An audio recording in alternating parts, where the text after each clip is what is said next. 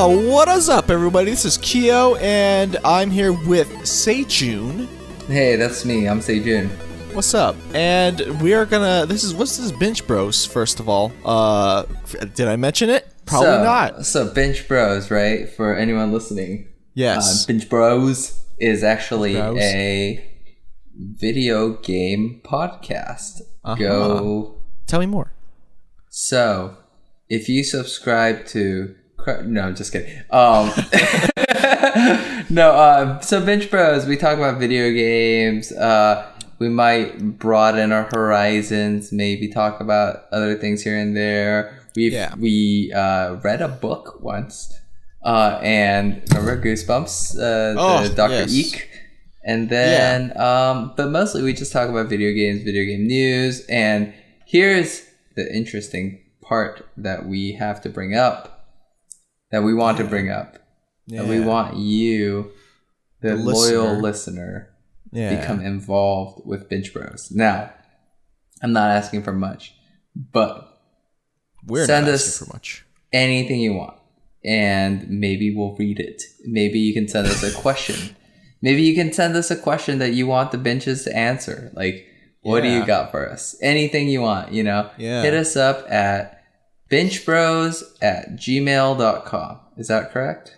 Binchbros@gmail.com. That is correct. That is the email. We'll bring it up. We'll bring it on the podcast. We can have lively discussions on it. Maybe weekly we'll have a email section that we can call something that we'll discuss off the air, because we just started talking about this right now. So we would. And the reason I'm opening with this preamble is this week is slow. Like this week, nothing happened in video games. I mean, Shadow of War got delayed to October. Like that's like fucking Need for Speed, like Payback was announced or something. Who cares? Like, wow, that was dismissive. But what I'm trying to say is E3 is coming up, babies. Like E3 is when all the big stuff hits, and so right now we are kind of at a blackout, quiet. It's almost like for what, like 2-3 weeks. Like the next thing that's gonna come out is ARMS, I think. You know, I always thought E3 was in May. When is E3? E3 is June 13th. Okay. Well, like I'm talking about like games that are coming out that we could. Well, I guess you can't really pick up because you don't really have a Switch, right? Oh yeah, I see what you're saying. Yeah, and the ARMS is coming out. Oh, you mean like the game? No, well, I mean there's been releases like Tekken 7 released. I'm really excited for that game, right? Yeah. It's been getting good reviews, so that's cool. What else? There was something else that I was like, oh yeah, that's cool. That got reviewed by people, you know. There's some other game that came out, but PlayStation Plus. Why does it say June 13th, 2017? Is that right? Yeah, that's correct. E3 is in June. Okay, yeah. So it's this month. It's soon. It's soon. Yeah, it's on June 13th. It's before ARMS comes out. Fuck. Yo, yeah, that's ARMS. I don't know when ARMS comes out. 16th. Oh, whoa, that's kind of horrible timing. Yeah, that sucks. Why are they releasing a game so shortly after E3? Whatever. They released The Last of Us before E3, and you know what? That game did great. So yeah, it did. So sometimes that happens. PlayStation Plus news, I guess, is a thing because we both have PlayStations. Oh shit! I didn't even see what. Killing Floor 2 and Life is Strange, I think. Oh. So that's cool. Yeah. My theory on Life is Strange being on PlayStation Plus is they might release, like the theory, but I think that Life is Strange 2 might be announced at E3. So maybe that's why they're releasing Season 1. Wow. Right? Wouldn't that be good? It's all the episodes? For PlayStation Plus? Yeah, I think so. Yeah. Oh, that's cool. Yeah, I think it's the whole game. All right. Do you know of Killing Floor? I do know of Killing Floor, yeah. So that's a first-person shooter where you kill waves of like enemies and... It's almost like Left 4 Dead a little bit because I have their own like special little... Definitely. Like, zombies-ish. Yeah, it's like not as good. I don't think it's as revered as something like that. No, definitely not. There's like no story. I think it's definitely more like you're staying in one place, whereas in Left 4 Dead you're trying to get somewhere. Yeah, you know, it's more dynamic. Killing Floor is, you know, it's good, cool guns, killing things, whatever. I don't know. Maybe I'll pick it up. I'll definitely add it to my library. It's definitely something worth picking up because I remember playing the first one and it was just like a mindless like. Oh, so you did play the first one? Yeah, I played the first one. I haven't played the second one, but if it's anything like the first one, which I mean, if there's a 2, it should be somewhat similar. You know what, Keo? What up? While we're talking, then let's play at the same time. No, I am gonna download it. You know what? You're right. As we're talking, just because man, too bad my TV makes that loud noise that everyone picked up on. Mm-hmm. But I'm gonna download Killing Floor, and you know maybe we'll talk about it next week on the podcast. We should. I believe that we should, because I don't know what else to talk about for next week. Because again, I mean, as you mentioned, honestly, there's not really much. I'm playing, you know, pretty much Injustice all the time. Oh, I actually have a game I'm playing that's new that I didn't talk about last time. What is it? It's Skullgirls for mobile.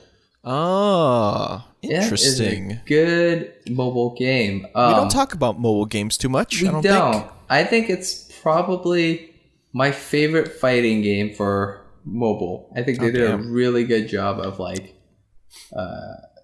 it's because Skullgirls is a game about combos and juggles and stuff like that, and like you know, when you block and when you punish and stuff like that, and it's all about that in Skullgirls, the mobile game. But it's about leveling. You know, it's like, you know, it's a phone fighting game, so it's about.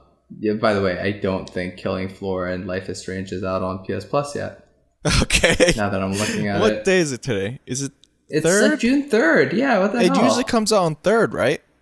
Maybe it just comes out on Tuesday. Yeah. That's that. I tried. Yeah, that was a good effort. Yeah. So what is it? No, it's Skullgirls, the mobile game. It's really cool. I like it. Really good mobile game. It passes the time really fast. I was at a thing the other day that I was bored. Yeah. And so I stepped out to my car, played a couple rounds of Skullgirls, and little did I know, like 20 minutes had passed. So yeah, it's really fun. Cool. It's now, if you don't mind, I the only thing I remember from mobile fighting games is that like it's the same thing where like the left side is like you hold it like landscape style, right? Mm-hmm. And then left side is like there's like a little dial you can hold or whatever, and you move your character that way. And then there's like at least 2 buttons on the right side or whatever. No buttons. So no buttons. Okay. The control scheme is really cool. Actually, how it works is you hold it landscape style. I'm doing it right now. Like, no, I'm not playing the game. I'm just holding my phone. Right. I'm holding it too. Everyone, hey, participation. Everyone, pick up your phones. So if you tap the right side of the screen. Yeah. You do combos, okay? Combos. And then at any time during a combo or whenever, you can flick up on the right side of the screen with your thumb. Okay. Yeah. And that's a juggle, you know, like an uppercut, right? Uppercut. Okay, then, cool. So then if you keep tapping, you do a juggle combo, you know, in the air. And if you swipe down... 1, 2, 3, slide up. Yeah, exactly. If you swipe down, that's a sweep, you know? Under. If you put both finger, like put a thumb on the left and the right, you know, at the same time you just hold it. Blocking? That's blocking. Cool. Now if you that's pretty cool. From that position, if you just flick both thumbs up, that's a grab. Mm-hmm. You can use the left side of the screen. Swipe left is dash away. Swipe right is dash towards. On the right side of the screen, if you swipe right, that's like a lunging attack. Okay. You know? Yeah. And there are buttons that you can set for special moves that you equip on your character. Like they cost different amounts of points. You can only have certain amounts of points. You know, like I think each character starts with 8 points available to them. Mm-hmm. So some moves cost different things. So like Peacock, she has this really cool special like finisher move that like costs 8 points. So I can only have that equipped on her. Yeah. Like different character, those are called blockbuster moves. You're like ultras, you know. Yeah. For other characters, like I have a Cerebella who has her blockbuster move, which costs like 2 points or something. It's like a weak one compared to Peacock's. Yeah. Like compared to that one that Peacock has. And it's so I got an extra room for another move, you know? Okay. And so I have another one on there. It's called Battle Butt, where you use like it's like a headbutt, you know? Okay. And that's like with your butt. Yeah, well, no, with your head, with your horns, and that one is like it's just a button. And so how those moves work is the special moves are on a cooldown, like an MMO.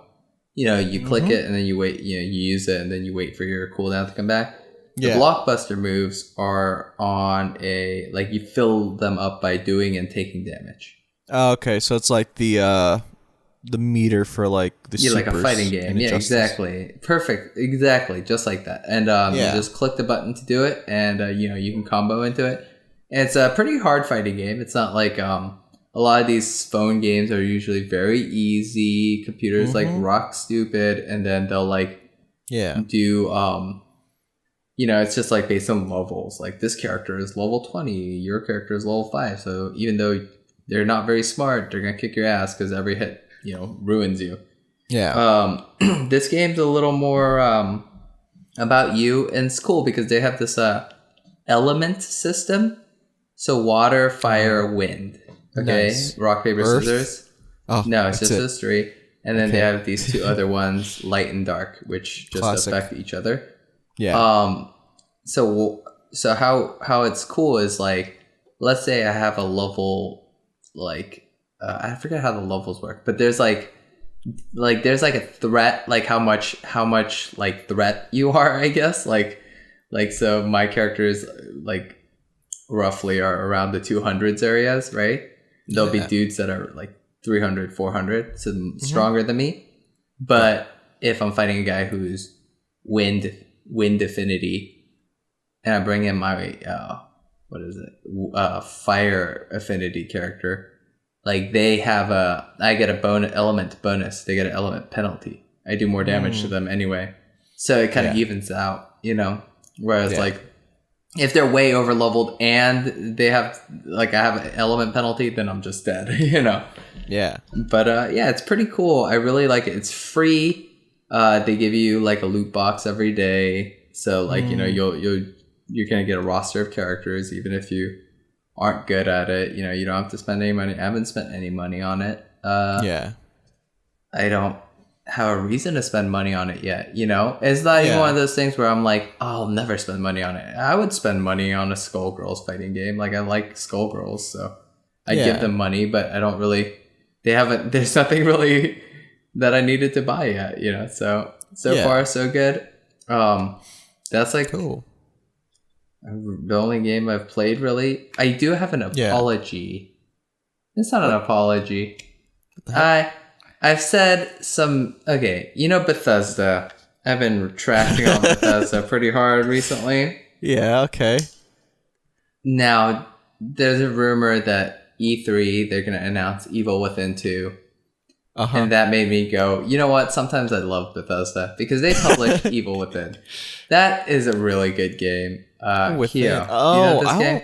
They made Evil Within? No, they published Evil Within. They don't make anything. I do this every fucking time. They make Skyrim. Sorry, they published Fallout. They published it, yeah. Yeah, okay. I didn't realize that. Yeah, the games they make are hot garbage trash, but no, I'm just kidding. No, they're fine. Oh my god. But the games they publish can be really cool. And I mean, they can do some really rank shit like they did with Prey 2. But they could also do really cool things like giving Shinji Mikami his final game, you know, and Tango Softworks. They made Evil Within, which is it's a scary game. Scary. It is. It's like, I would call it I guess it's like the conclusion paragraph of what Resident Evil 4 was the thesis for. You know what I mean? It's like, this is like where like all his work with Resident Evil, you know, he's Shinji Mikami created Resident Evil. He did my favorite third-person shooter of all time, Vanquish. He's a legend, you know, in video games, and he made Evil Within. That was his final game that he's directing. Who knows what Evil Within 2, maybe he'll come out and be like, you know what, I'm doing it again. You know, who knows? But that was a great game that got a lot of press and sold really well, precisely because of Bethesda. You know, and I do have to appreciate Bethesda for doing that. They really pushed that game. They had faith behind it, and it did well. And that's awesome because it's a weird third-person action horror game from Japan. You know, like that's not necessarily something that usually gets a ton of, you know, audience. You know, big audience. Yeah, it did. Yeah. So that's rad. Cool. I streamed Evil Within in its entirety with Timmy on Twitch. I recommend you play that game as well, Kyo. It is fun. It's very fun. It's kind of spooky here and there, but like not so bad. I mean, it's more fun than spooky. Right. Okay, that's cool. Yeah, it's very action. Like it's like what is it? Like so you get this. A lot of it has to do with you get weapons, right? And you get this brain juice that you're like sticking into your brain, and you go into this chair that sticks a thing into your brain, and like you can upgrade different attributes a little bit. It's very like light RPG shit going on in it. But the fun thing about that game is the dudes that you kill don't die unless you burn their bodies. So like you have matches. Is there like a resource? Yeah, you got matches, but they're limited. Right, so you can, so like it's like Resident Evil 1 did this, like the remake for Resident Evil. So what you want to do is like maybe you can get like 2 guys with 1 match, you know, after you kill them, and sparing all your resources. Yeah, it's cool. It's very like you know, survival horror. Like, you know, your resources run tight, so you gotta work on that. And can I start punching trees? I don't remember if there's a punch. There is absolutely a crossbow you get at a certain point, which is very fun because you can craft ammunition for it, like using things like oh my gosh! So this is fun. So like, there's traps in the environment, right? There'll be like like I don't know. Is this, this is not all procedurally generated, right? Like the whole no, it's very well, I don't know about the item placements. Maybe there's some algorithm with that, you know, like maybe this box always has handgun bullets, or maybe it doesn't, you know. Right. But I only played it the once. But right. What I do know is there'll be traps, right? Enemies will set up traps, and you can set up traps, but you can also disarm these traps. And it's like you have to do a little mini game. If you mess up, you'll get hurt. Caught. Yeah, it's like bear traps and stuff like that. But if you disarm them, you get like the components for them, and you can use those components to make different crossbow bolts. So and these different crossbow bolts can also like I think there was one that was like a trap crossbow explosive. So like you shoot it into a wall, and then an enemy goes by it and blows them up or something. Okay, so I was thinking of like the bear trap, but like in the tip of a crossbow. That would be I was like, awesome. What the hell? Why is that not a weapon in a video? Could you imagine shooting a bear trap at someone? That's crazy. Just shoot it. There's a boxing glove arrow that Green Arrow has in Injustice. Yeah. That's I don't know how effective that is though, because all it's doing is just latching onto somebody. Yeah, it's not like really putting them in place. I feel like it just activates as soon as you launch it out too. So you're just kind of shooting. Think about how bear traps work in video games. They're weird. They just like they can't move once they get a bear trap on them, right? And then like I don't know, a few seconds pass and the bear trap just deactivates. That makes no sense. Yeah, that's a permanent debilitate. Like if a bear trap ever closed on your leg, chances are you're never gonna walk again. You know what I mean? Yeah, because that shit like snaps. It's almost like a damn rat trap thing, right? Yeah, it's like teeth, right? It's like metal teeth that just close in on really thick metal teeth. That's a really I mean, I'm gonna just throw this out there. That is like fucked up. Yeah, it is. I mean, it's not for humans. I don't care. That's fucked up for anything. Like that sucks. Like why do we need it for bears anyways? Like why do we need to trap bears again? Is that just like to hold them in so that way they can't move, or so we could relocate them or something, or no, I'm sure it wasn't for any humanitarian. I don't or humanitarian. What's the word I'm looking for? I don't think nature preserving. I don't think it's like. I think it's for hunting. I don't even know if it's for bears. To be honest, I think we call them bear traps. Maybe it's for smaller animals. It's the size of like a bear. Maybe. For some reason, I picture like a deer getting caught into a bear trap more than a bear. That's gonna fuck up that deer's leg.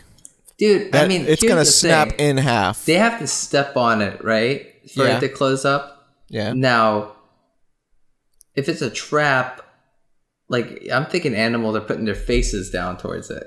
Oh, you know, that's like why do you put that visual in my face? Well, no, because like, why? How? What are the chances of an animal just stomping on it? You know? Yeah. Well, I don't know. Well, if you put like food right on it, I guess. Yeah, that's what I'm thinking. Like, how do traps normally work? Like a rat trap has cheese at the end or whatever. Traps are weird. Get humane traps. You know? Yeah. There's like possum cages. traps. Just put a big ass bear cage and put some. What are bears like? What, like picnic baskets? So bears, right? What is it? Yeah, I think so. I think they say like make sure to like not leave any food like open so the smell leaks out. So like picnic basket for sure would work. Yeah. But I mean, don't catch bears. Don't go to bears. Anyway, but like if you have to catch an animal, like let's say you have a possum in your backyard or something, there's humane traps where they just like walk in and then the door shuts on it and then you can just carry the trap and like, you know, go release the possum somewhere or something. I'm going to be honest though, June, like 70% of the people that are listening, including us, are probably not even going to be going outside, especially to ones where there's bears. So I don't think we have to ever worry about it. But I see the idea of a trap is really bizarre. Really, well, like what I said about possum traps. That's straight in your home. Like I mean, that's animals coming to you. You know. Do you guys have possums in your? Yeah, we have possums. I don't think possums like to live around here. What do you have? Like armadillos? I don't know. I hardly ever. I saw a coyote once. Yeah, we have coyotes. That's recently. You love coyotes? No, we have coyotes. Oh, okay. I don't. I'm very indifferent towards coyotes. I don't know. Coyotes don't really care. Cats and dogs, right? Oh no, do they? So I don't really like them, I guess. But right. I mean, as a cat owner. Yeah, but I don't have an Cairo outdoor owner. Yeah, but I don't have an outdoor cat, so it's fine. Like, yeah, unless a coyote came into my house to eat my cat. Wow, what a spirit animal! Wow, that's a very vengeful coyote. That is a dedicated coyote. Yeah. But yeah, I mean, suffice it to say, I do apologize, or I owe Bethesda sort of not an apology. Yeah, just I mean, like I feel really. You don't have to. I mischaracterized them when I said that they're. You just missed a few games. A game, actually, it seems. They have and they published Wolfenstein, which is another game I love. Right. Yes. And they published Dishonor, which is a game that people like a lot. Hey, man, publishers are sometimes. I mean, publishers are necessary for the industry, you know. No, I'm saying it for myself because I keep saying creators. Oh yeah, they definitely did not create any of those games. They created Fallout and Elder Scrolls. Those are the games they created, and they didn't even create Fallout. That was Interplay, I think. I could be wrong. It was a different studio. Ooh. But they own it now.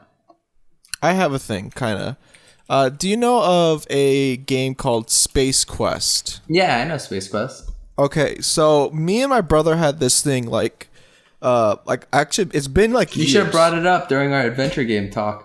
Well, see, this is the thing. I didn't remember what the name of the game. The only thing I remembered was that weird zombie face that when they catch you, it looks weirdly highly animated for being a pixel game ish. I don't remember this. Here, let me send you a link, and I maybe I'll try to send it out to the podcast. But there you go. That's what it is. And basically, the game. This is a game that me and my brother recently have been trying to seek out because we always wanted to play this game, but we forgot the name of the game. Do they not have a Space Quest like on GOG? I'm sure they have it on GOG. Right? Yeah, I'm pretty sure they do. But like the thing is though, like we spent like a couple years trying to remember, like the last 4 years at least, trying to remember the name of this game. The only thing we remember is his face of the zombie, and that scared us for so long. So I found a bundle. Okay. Yeah. Two separate bundles: Space Quest 1, 2, and 3 on GOG for $9.99. Yeah. I think the same for Space Quest 4, 5, and 6. But you can get them both together for $14.98.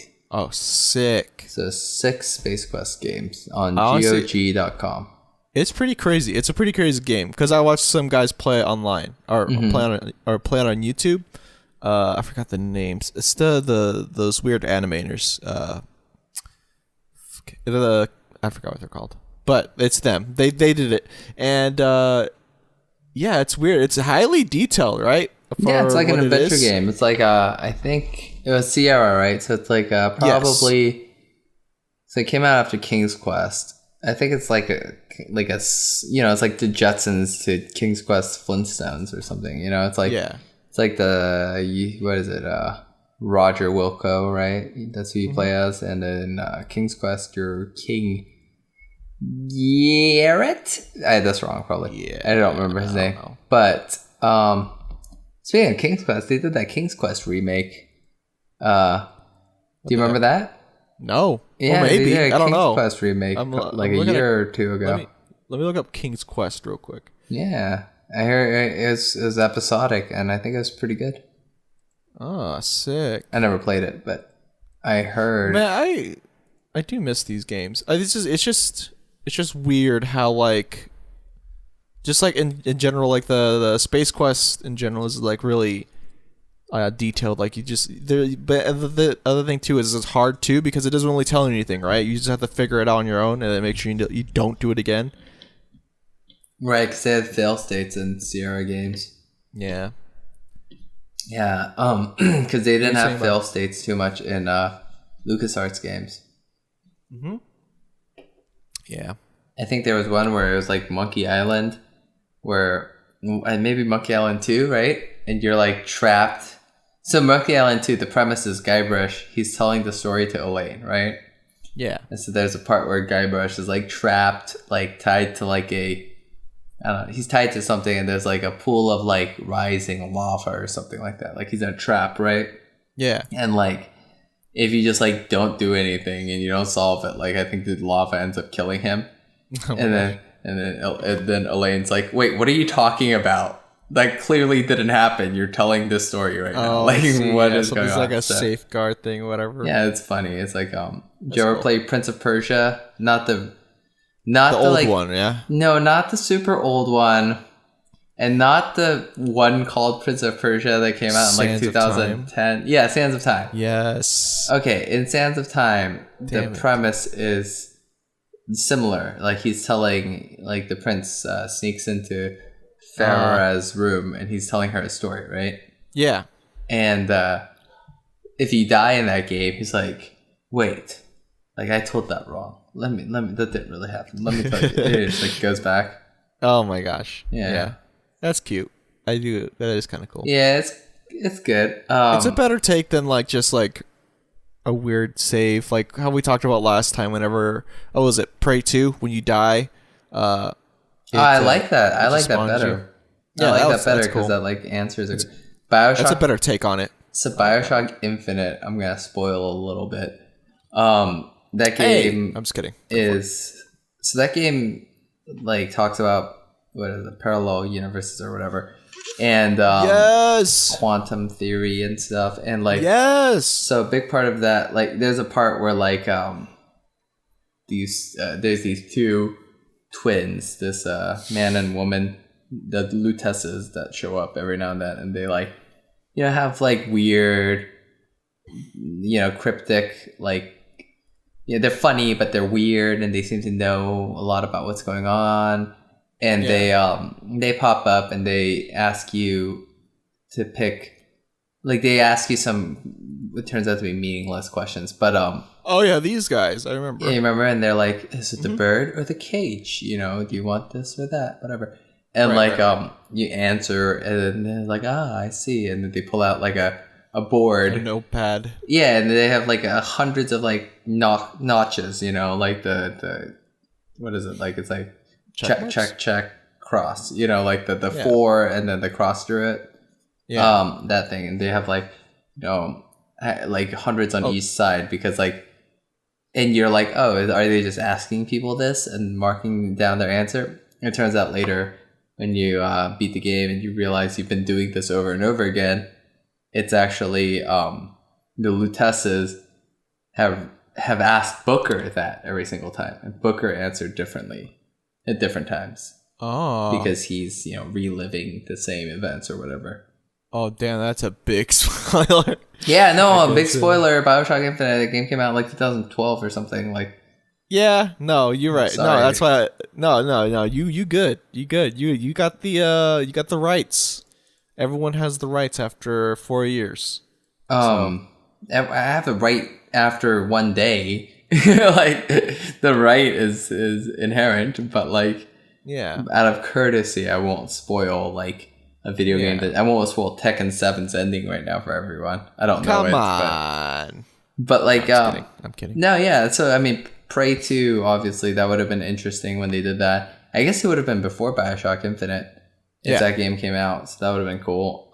So is it sorry for the tally marks or whatever? That's like whenever you restart, or is that like every other character? Or no, like, it's just one scene. Just like, it's just one scene that they do. And like, so you can't redo the tally mark. Like, the idea is that like, if you die and Elizabeth doesn't revive you, what happens is you wake up in your office, right? Like in the beginning of the game, and then you open the door to the office, and then you're back to like a checkpoint, you know? Yeah. But the idea is that Booker died, and a different parallel Booker, right, you know, started his journey. And then, you know, played all the way through up until the point right before this Booker died, and now is maybe making different decisions. You know, maybe we'll survive this firefight or whatever. Okay. Yeah, it's similar to that Prey 2 ending. Yeah. And the twins are like static to all the universes, I guess. Then.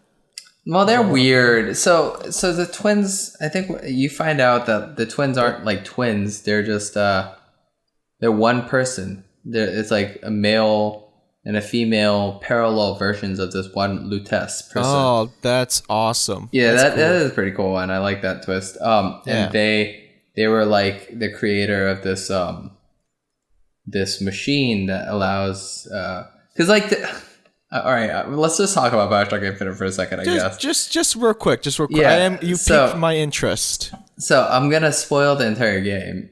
That's fine. All right. So anyone that I didn't give away the biggest plot twist. So if you're really scared of BioShock Infinite spoilers, like please head out now. But make sure you send in an email to binchbros@gmail.com before you close this podcast. And, we'll answer your share question. with your friends. Share with your friends. Follow us. I definitely send us an email. We want to answer your emails. Yeah, but 100% that for sure. Yeah. So in BioShock Infinite, at the end, the big twist is that Comstock, the villain who has Elizabeth, like his daughter Elizabeth, like trapped in this like tower, and you're trying to kidnap her, kind of, or rescue her. Like, it's like you're not sure what's going on. Turns out what it is he is Booker from a different like time. He's a parallel Booker, and the reason he kidnapped Elizabeth is because that Booker, I don't remember what happened. So I don't think he could have children for some reason because of the time machines or something. Yeah. Anyway, he's crazy. Like, what happened was there was like this event, this massacre, Native American massacre that Booker DeWitt was a part of, and that like led to different versions of him. Like, different versions of him reacted differently to this horrible thing that he did. Okay. Yeah. And so Booker, the one that you're playing as, sold your daughter Elizabeth, like, because he was such a like a drunk and like a down and out like person, you know, rock bottom type of thing. He sold his daughter, and they were taking his daughter away. and he changes his mind last minute. He tries to get her back, but they're going through a portal, and the portal closes on the baby's finger and cuts her finger off. And Elizabeth turns out to be that baby all grown up later. She's missing her like tip of her pinky finger, you know, and so you're rescuing Elizabeth from yourself, like the evil version of yourself, I guess. And but like things don't play out that way. It sort of gets really complicated and weird. But yeah, the Comstock Booker, he had the Lutece, one of the Lutesses, create a dimension machine, and then they messed up somehow, or no, they got like, he tried to kill them with it, and then they like became these like kind of like ghosts, like these like weird like we're in all dimensions at one time, but it doesn't really bother us people. Right. They're weird. Is Elizabeth aware of this whole thing? Like that the Booker that is... No, most of the game she's not aware of any of this, but I think... Okay. But at the very end of the game, she definitely is made... At the end of the game, there's a bit where you get thrown through a portal, and then it turns out you're 70, or you're like 50 years too late, and Elizabeth, like this old woman, and she's like, she destroyed America because... You know, they made their racist like haven on Columbia. That's the place, the flying city. Yeah, you remember it's the game with the flying city. Yeah, yes. You glide on like rails and stuff. Yeah. It's, you know, honestly, that game really could have did better. Fuck Bethesda. I'm sorry. It's not Bethesda. No, they made the game. That's 2K. Nothing to do with Bethesda. Come on. 2K published it. It was made by Irrational. It was their last game, unfortunately, because that's a cool studio. Oh, really? Yeah, as much as I dislike BioShock and BioShock Infinite, I think that like of the series or like their whole career. The studio's gone. Wow, what the fuck? Yeah, that's crazy. Yeah, well, you know one weird thing about BioShock Infinite that I always like. This is a cool story, I think. So BioShock Infinite had this controversy with the cover of the game. Okay, so on the cover of the game, it's a picture of Booker with a gun, and like people were like, "Hey, how come Elizabeth's not on the cover? She's like the other main character." You know, did you see in the back? She's in the back, yeah, and so. You know, people were like, why isn't she in the front too? You know? And Ken Levine, the creator, said he wanted the game to sell to people who wouldn't normally buy games like this. That meant frat boys and whatever, and they did market research. And the best, like, this is like, he's basically said, this isn't ideal, but this is what gets the game to sell, having a cover like this, okay? Right. And that was what they said with BioShock Infinite. So, you know, unfortunately for Elizabeth, even though she is a principal character, she has to be relegated to the back, you know? Yeah. Now, The Last of Us, Sony Naughty Dog game, Last of Us. Yes. That game came out around the same time, and they had a similar market research team come in and say, hey, yeah, you can't have Ellie on the cover. You got to have Joel on the cover because that's what sells the game, you know? You have to have this man, this rugged guy with a gun. That's going to sell your game. Don't put the girl on the cover. And they said, no way. Jose. Like, whatever market research. Like, we're going to we're going to put Ellie in the cover. She's like a big part of it. She's like the biggest part of the cover. She's literally the biggest. Yes. Yeah, she's like in front, and then Joel's in the background. So she's like the focus of the game. So we can't get away with not putting her on the cover. That would be wrong. We refuse. So they put her on the cover, and that game sold very, very well. Like The Last of Us was a success. It was a tremendous success.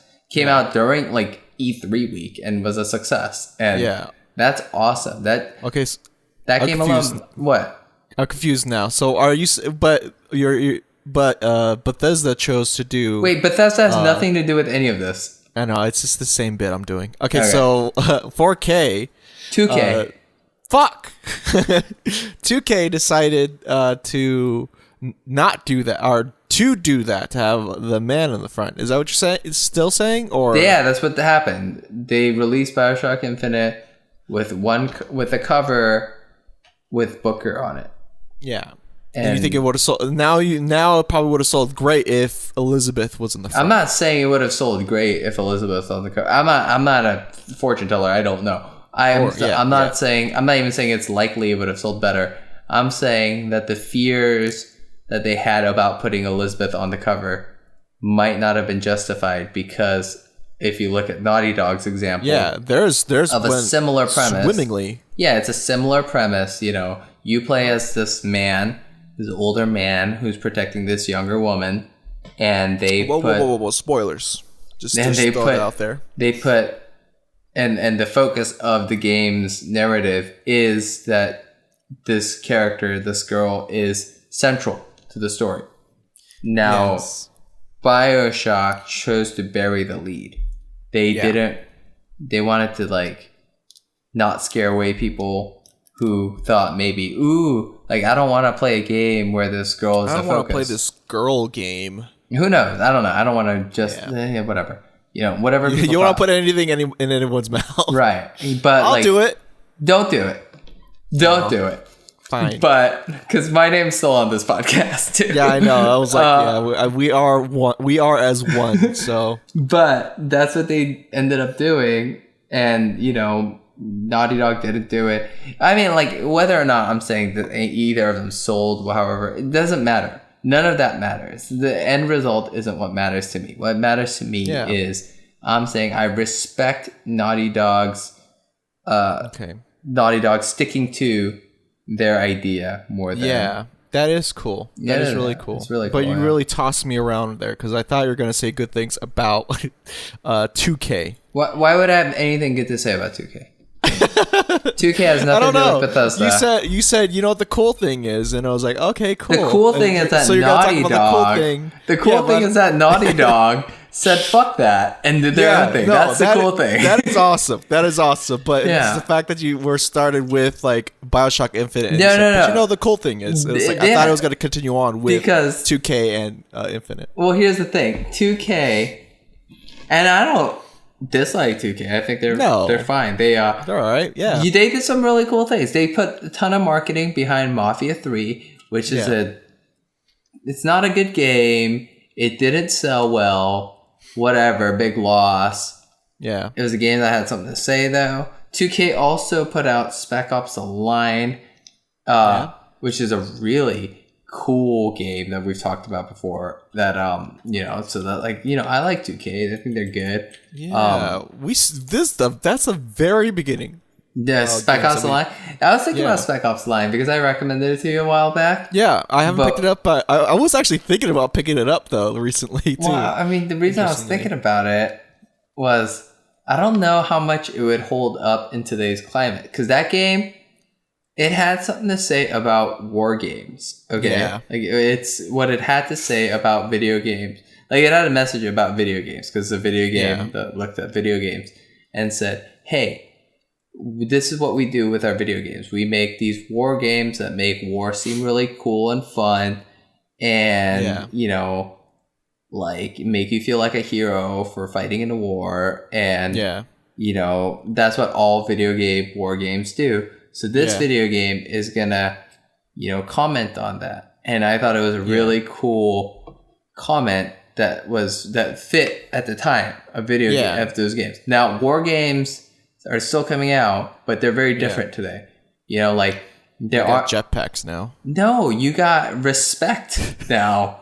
You got Battlefield 1, trying to honor, World War One. You got Call of Duty World War II, which probably isn't going to be it's just a little different. It's a little different climate than it was. Spec Ops came out when Modern Warfare 2, was a big deal. When kill streaks and airdrops and whatever, all that. That was the climate of video games. And so, it got me thinking about Vanquish too. Because Vanquish came out at a time when all video game shooters were about hunking down behind cover, waiting for your health to come back and shooting people. From the safety of cover. Vanquish was a response to that. Staying behind cover is not fun. Being out there in the danger, zipping around. That's fun. But like, look at video games now. Like all the shooters, you're zipping around. You know, Titanfall 2, you're running across walls and shit. Yeah, you know? yeah. So it's like, as much as I love Vanquish for what it did at the time it did it, I don't know how much the average the person who's coming to Vanquish today, the person who's coming to Spec Ops: The Line today, aren't getting it because the games don't exist in a vacuum. They're not getting it with the same context that I got it in. Yeah. And so it might not be as strong for them, which is a shame because I would like to say, hey, guess what? These games are brilliant, but maybe you can't realize that right now. Yeah. I guess probably the thing with that though is I feel like you might have to like just get in that mindset of that era or the time once it came out. It's already come and gone. You can't only. I mean, the only way you can do that is if you said, "All right, mission statement. I'm not going to read any news about video games. And I'm only going to pick up like the entire Call of Duty franchise from Modern Warfare to Modern Warfare 3, and also the Battlefield."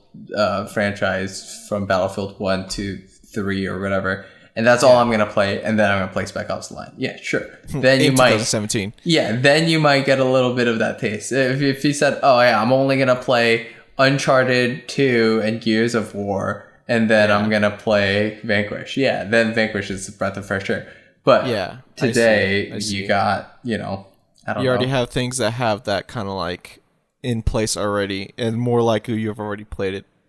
Yeah, like you played games influenced by those games, so those games aren't as influential. I mean, that does it does suck. I feel like you still play it, but it sucks on one level. I think it's just a little underwhelming, right? I think it's cool on a different level. I think it's cool that these games change the landscape.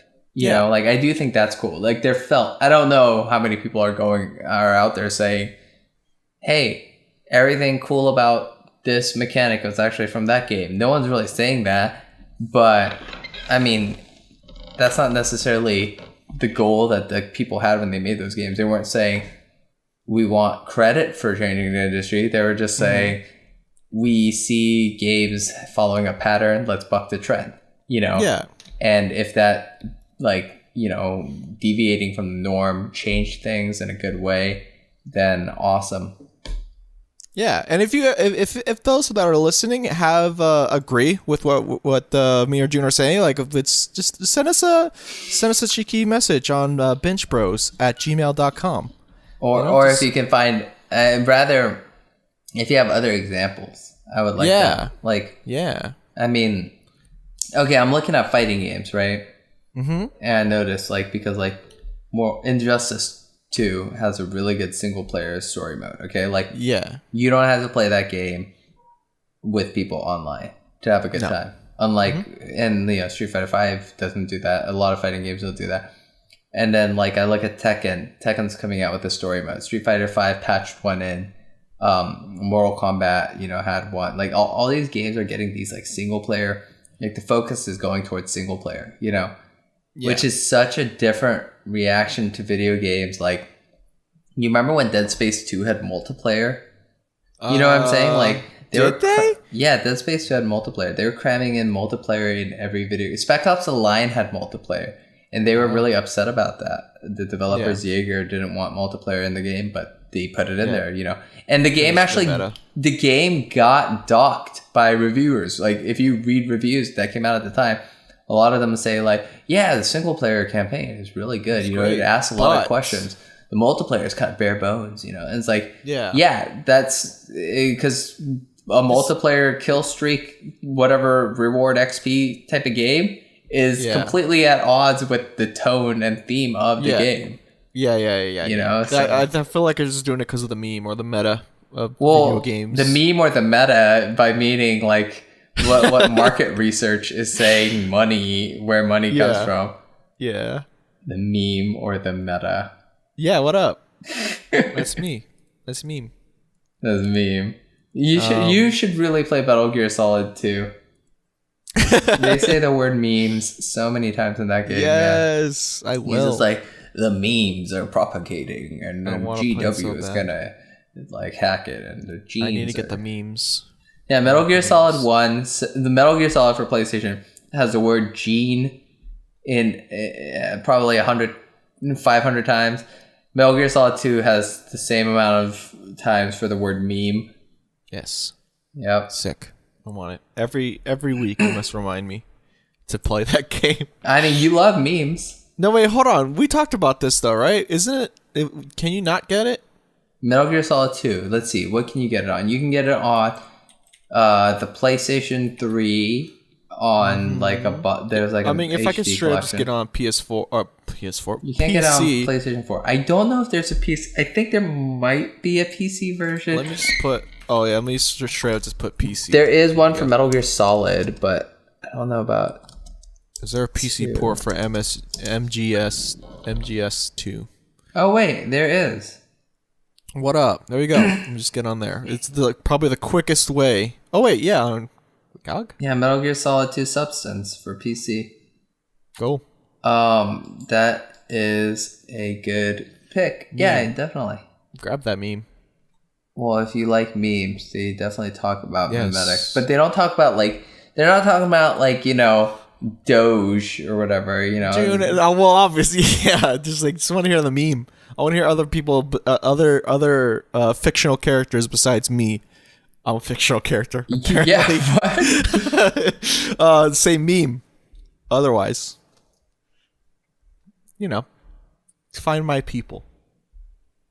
So, I'm looking at this Reddit post asking if the PC port of MGS2 is any good, and people said No. it's all right.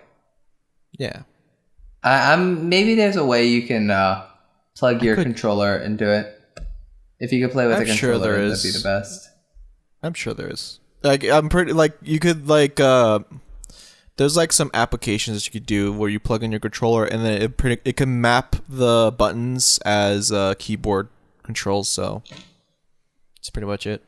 So a lot of PC games go on the WASD, WASD, right? Yes. Which is four what do you call it?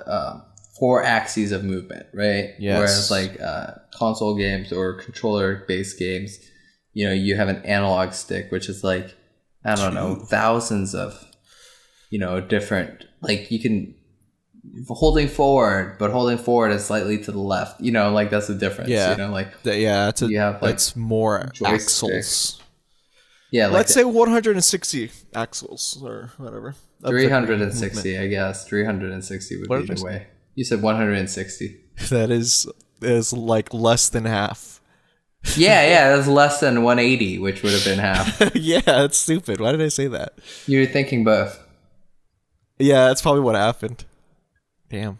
My mind's honestly not here, June, to be honest. That's fine, man. And after drinking that energy drink, I'm not even gonna say it right now. After drinking that energy drink, it's kind of going. You know what I'm saying? You doing the eye thing? Oh no, that hasn't happened. At least not yet. Which surprisingly, I am surprised on that. But so, you said you came here and you wanted to talk about WoW. Yeah. Let's hear it. Talk about your experience with WoW. So I picked up WoW recently. Why, you ask? Well, a friend of mine, talked to me, or not talked to me. He said he's gonna make a PC, and I was like, oh yeah, cool. And then he said, I'm gonna pick up WoW. And I was like, finally, yes. Because if I don't know if I mentioned on the podcast or not, June, but I mentioned that I've been waiting for someone to play an MMO to step up, yes, and play an MMO with me. Well, I mean, not with me, but just play an MMO, and I'm gonna hop right in. And then my friend, he was the first one I said it, so I was like, oh hell yeah, let's do it. I feel like those other times, it's just maybe I didn't care about those games. So you've played WoW before, but I'm not sure. What made you pick up WoW instead of I don't know, Terra or Final Fantasy 14? Final Fantasy 14 or what's that? Guild Wars. Guild Wars 2 is free now. I mean, I played that. I have that. I maxed a character out on that one. So I read a thing from the writer of Guild War 2, which was What's that? They released the entire vanilla game for free. Yeah, without a subscription, and they said, "Yeah, why is it annoying?" Well, because I paid I bought $60 for that shit. So didn't you get any bonus mount or some? I don't probably not. You probably did. I probably did, but like I feel like it's not worth at all. Like I didn't. It doesn't feel like it's worth from there. I just want my money back. To be honest, they're not gonna do that. Give me in-game money then. Equivalent. Hey, I didn't get the jewels. You are an early adopter. That's the price you get for being You probably didn't get jewels or whatever currency. Fuck that. Why am I getting punished for helping? This right here. What you're doing right here. Yeah. This is the problem. Oh my god. Punished. You're saying you're getting punished for having paid early. Like, no. You're not getting punished. People who pre-order games are not getting punished later when the pre-order bonus becomes DLC later. That's on the person that's on the, like, consumers shouldn't pre-order. They shouldn't early adopt if they're not We talked about this way in the beginning. Yeah. Yeah, like, I'm serious. I'm saying, like it's on you. Like, I've bought so many games that, like, and I bought all the DLC for a game and paid up to like $80, right? Whatever, like all total, like $100, whatever. And then they'll release that everything I bought, everything I paid like that much money for it. They'll release a Game of the Year edition with all that shit in it for $40, right? Like in a year or two. Yeah, but like that's not me being punished. It's not me saying like, if why give me my money back? It's what happened is I played it early. I played it when it came out. Yeah, I see. I see. Yeah, I get to get it early and get to play it. But the thing is, like, that just makes me want to not buy anything and just wait until it might be free. That's a good idea. Sucks. You should do that. Yeah, but it sucks only because if it never does, then I'll never play it. That's the thing. That's the catch. Like if you some games is gonna have like a Game of the Year edition, okay? Like okay, Star Wars Battlefront 2. They announced all the DLC for that, right? Yeah. Was that Battlefront 2? Yeah, Battlefront 2. Yeah, Battlefront 2. They just recently announced like the 4 chapters that they're gonna release for DLC, okay? Yeah. I guarantee you there is gonna be a version of that game a year or so from now which has all of that DLC and it's it's got a discounted price, okay? Yeah. Now, whether or not people feel they can wait that long to play that's on them, right? Yeah. It is. And I mean, don't have the assault when it comes out, because it's gonna come out. They're gonna do like a version of all, like maybe not these loot box games like Overwatch and stuff. Yeah, because like they're weird, like like they have like event skins or whatever. But like any game with like expansions and stuff like that, like I guarantee you they're gonna put out a discounted version with DLC later down the line, with everything. Yeah, like if you just wait for a year, it seems. I don't know, like Neo, right? I would love to play Neo. Yeah. One part of me not having played Neo that's cool is maybe if I wait, they'll give me they'll have some sort of like cool bundle version of Neo, and I'll pick that up. Yes. Mm-hmm. That game just came out this year, in the beginning of this year. Yeah, I can wait. I already waited this long. Same. Anyway, so. We both definitely want to play it, right? So like we'll just wait. Like this is I feel like it's a year, right? Because like every time, like whenever, if I remember every game that I picked up, a year later would usually like have it out for free. It's the same shit too, like Destiny as well. I guess the one thing shit came out. There's one thing that could be bad with it, which is like, and it only happened once, but I remember back at Batman Arkham City had a Game of the Year edition, and it looked hideous. Like the cover just had 9.0, 9.5 Game Informer, 9.5 GameSpot, whatever. Like it had all the scores all over the cover. It was so ugly. I was like, oh my goodness. I'm glad I paid the $60 up front plus the $20 for the expansion instead of just $40 better cover. Because of that hideous cover. I could not do it. Yeah, that sucks. I mean, that's good. Sorry. I don't know.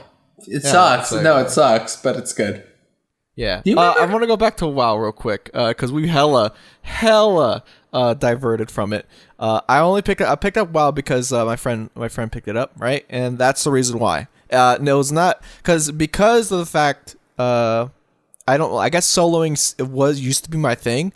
and now playing with another person, it's a whole different experience. We have a lot of laughs, and it's pretty fun. I'm liking it. You played Final Fantasy not solo, right? Yeah, I play. No, I still kind of play that solo. But eventually, the solo-ness usually just got to me, and I was like, you know what, this is it's kind of boring experiencing this myself.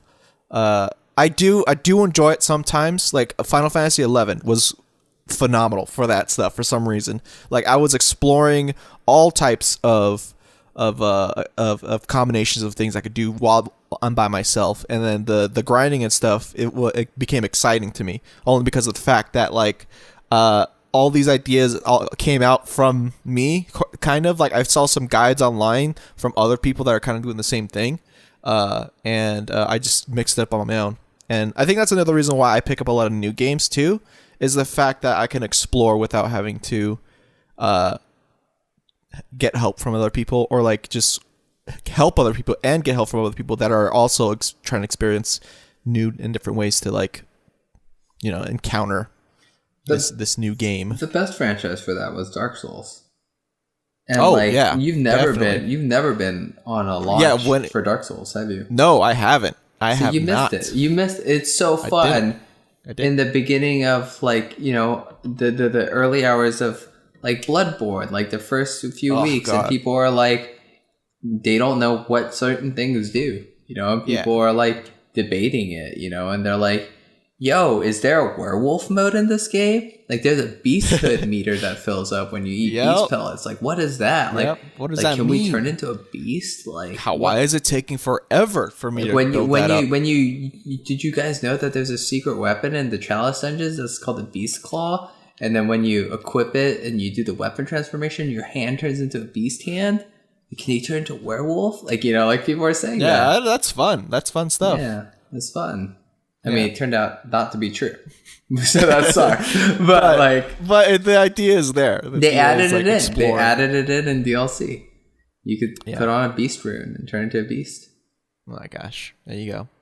I mean, like Dark Souls did that stuff, you know, like I'm sure Neo did that stuff. I'm sure like there's gonna be more games that come out to do that stuff. Like, yeah, the only issue with my whole situation with games is I'm just behind. Like I still haven't finished like Persona 5, and everyone else has finished it. Everyone else besides like one friend that hasn't finished it, but he finished Persona 4.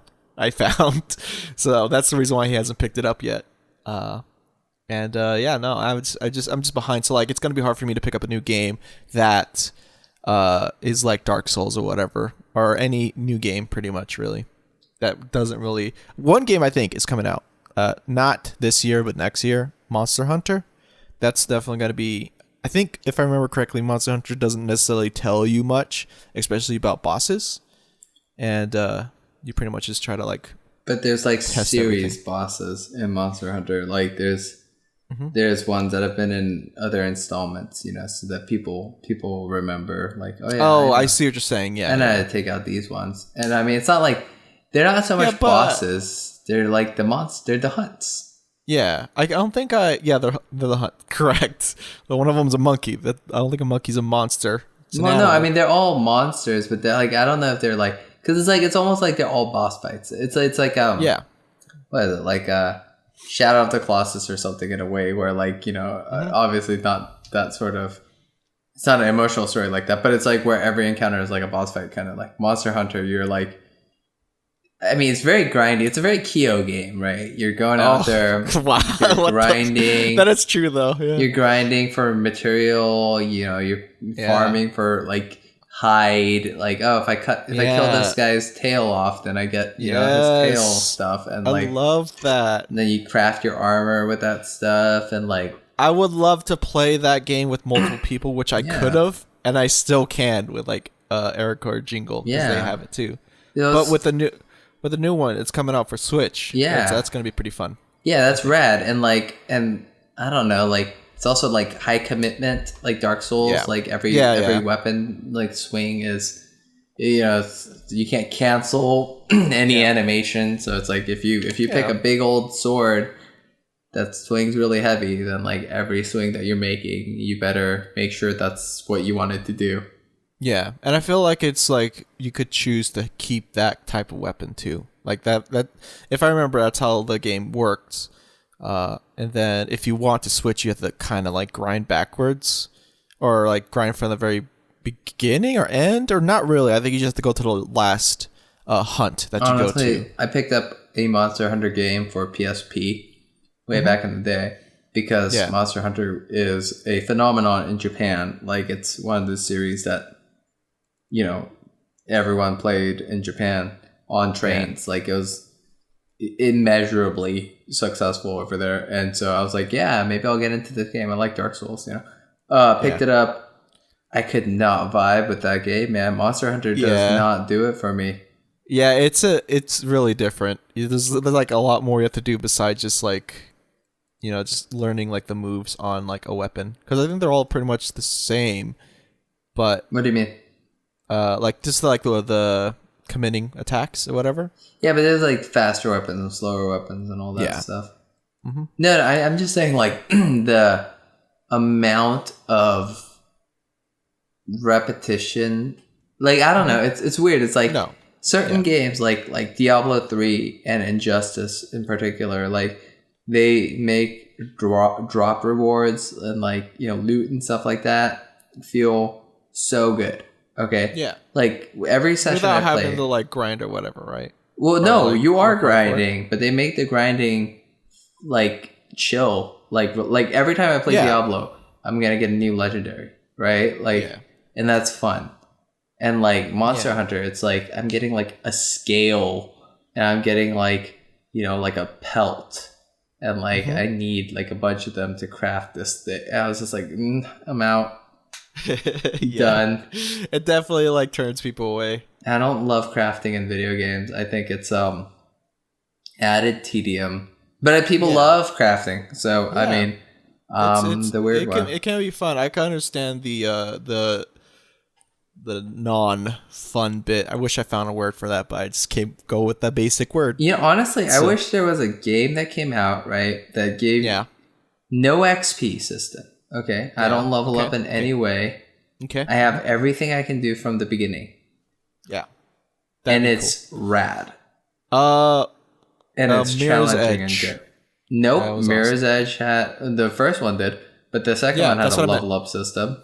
That's what I meant. Second one, you couldn't even do that 180-degree turn unless you leveled it up. That really annoyed me. I was like, why? Why do this? Okay, here's the thing. Maybe currency system, right? Yeah. But for like special moves, and you just have to unlock it once, you know, like that's fine, you know what I mean? But like things that she already should have known, right? Yeah, that's weird. Well, I mean, it's not like a sequel, I guess. It is like a reboot. So yeah, true. That's the origin story of Faith's 180-degree turn. She dumps some experience points into her brain at one point. Yeah, but what happened to the grappling? Wait, no, it's a reboot. Never mind. All right. She had a grappling... Dude, that grappling hook could have had... That game would have been so much more fun if it was not an open world game. I'm just going to throw that out there. Yeah, linear definitely worked out for them in the first one. Well, the levels... Wait, they didn't make it, right? Same people, yeah. Okay, then yeah, it worked out like better last time. The like missions in Mirror's Edge 2 are fun. I think it has fun missions. I think it has bad open world. Yeah, I didn't enjoy too much either. Did you beat it? I enjoyed the game. You played it all the way through? Did we talk about it on the podcast? Yep. Damn, that's weird. We talked about Mirror's Edge Catalyst? Yeah, we did. Because I finished it. I was like, dude, I finished it. Yeah, okay, let's talk about it. And then bam, done. Yeah. Deal. Back in September, what was it, 31st, 2016? Excuse me. Okay. I don't remember. I was very surprised. I'm really pulling that bit hard. But we did talk about this. That's weird. Yeah, we definitely did. Yes, we did. Oh my god. That game feels like it came out 7 years ago or something. It really does. Came out like last year. No. 2 years ago. No. Wait, oh my god, it really does feel like 7 years. Wait, how long ago did Mirror's Edge Catalyst come out? No, I'm pretty sure. Let's just double check, because we are a professional video game podcast. We need to make sure that we are giving you the right information. In 2016, holy shit, it was last year. 1 year ago. Wow. Why does that game feel so old? It feels extremely old. Like Final Fantasy doesn't feel like Final Fantasy feels like it came out last year. You know, like in my mind, I'm like, Final Fantasy 15 came out last year. It's just wrong time, I guess. I don't know. I think they mentioned it 7 years ago, right? I think that's it. No. When did Dark Souls 3 come out? That should be last year too, right? Well, I mean, look it up for me because it might. I have a weird gut feeling. March 24th, 2016. Did it come out after or before Mirror's Edge? March versus June. June. So okay, Mirror's Edge came out after Dark Souls. Yes. Dark Souls feels way newer than Mirror's Edge. Yeah. It feels like I played that game. All these new games. Yeah, because like Mirror's Edge is kind of like, if those who have played the first one, right? They're it's gonna still feel like the old one, I guess. Well, I think a big thing is like Mirror's Edge is like, it's a one and done game, right? Yeah, whereas, I agree. A lot of these other games you play for longer, but at the same time, they tried to extend that by making it a open world. Yeah. And I'm the worst when it comes to open world. I dig deep, right? I go for every collectible. Yeah, 100% platinum. Yeah. Yeah, like I think Assassin's Creed. You're one of the rare people, although I really am inspired to be one of them.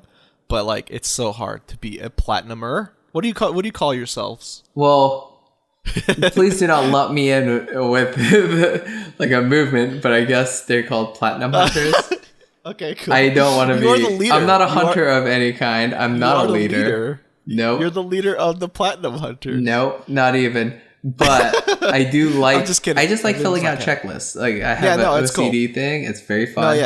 Oh yeah. The thing. You feel satisfied after you're done. Yes, I do. And here's the bigger thing that's weird with me. What? Ever since PlayStation's been taking photos of the platinum or the trophies you get, I like go for like a cool photo, like because the game's gonna take a photo. So if I know the platinum's coming up and I got like 2 trophies, I'm gonna look for the one that like I'm like, which one can I get a cooler photo with? I'll do that one last. You know, like, gosh, what the heck? Yeah, no, I get into it. You guys are crazy. Yeah, what was it? Persona 5 didn't allow you to take screenshots, so none of my I have the platinum for that game. None of my trophies have a screenshot next to it. So I'm like, fuck that. Oh, so you pulled out your camera? So no. So I said, I don't give a fuck. I'll just I don't care about these trophies at all. I still did them, but But Mirror's Edge, a game that is so like the usually type of game that gets its hooks into me. Yeah. The open world was so not fun to navigate that I said, I'm not going for any of these collectibles. Get out of here. I'm finishing the story and I'm going home. Yep. I agree. And this is the guy who searched every island on Assassin's Creed 4. Jeez. I got every single treasure chest in that game. Oh my god. Wild. They're on your map. Wow. Yeah, they are. You could buy a thing, right? You just find the map. Where did we go from here? I forgot. WoW. You said you were playing something else after WoW. Okay. Well, no, we could talk about that later. I guess when it comes out, because we're already running late. So, I'm not running late, but we're getting close. It was ARMS. That's it. I probably should have open up with that, but whatever. It's fine. Well, who'd you get to play as in the demo? I do want to know that. All of them. Oh, what? Yeah. You can play as that big guy who doesn't get stunned? You could play as Master Mummy, yes. Master Mummy, what up? Yeah, what about, cool. So Ribbon Girl, obviously, her trait seems really fun. I don't know. The jumping forever. Oh, she could jump? Okay. She could always jump. I can't remember. I couldn't remember her shit. She can constantly jump. And then let's just quickly. I don't know. I played them. I played all of them. I think I like which is gonna be the meta. I feel, and everyone's gonna pick it just because it's like whatever. It's Ninjara, the one that could what's his deal? Turn into a ghost or like a pop out. Like teleport? Yeah, pretty much, but like short distance, obviously. Like a puff of smoke comes up, and he appears like on the right or left or whichever direction you're holding.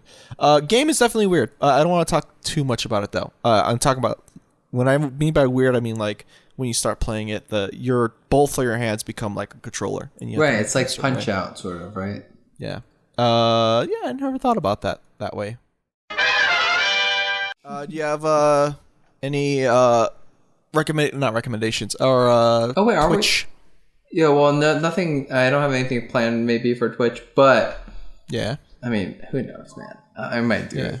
But like next week, we're probably gonna play Killing Floor.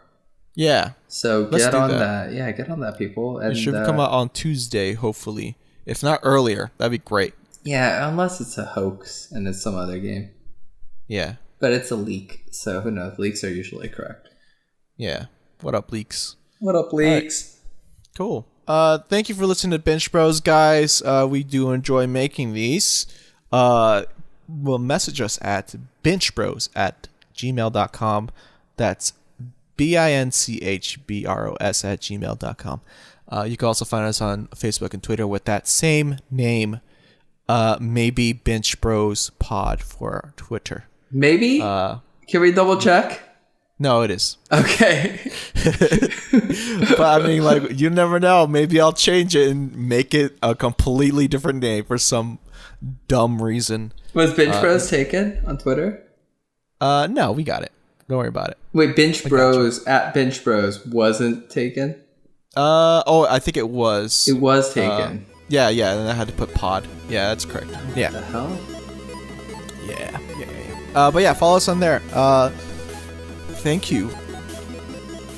Goodbye. Thank you for your service.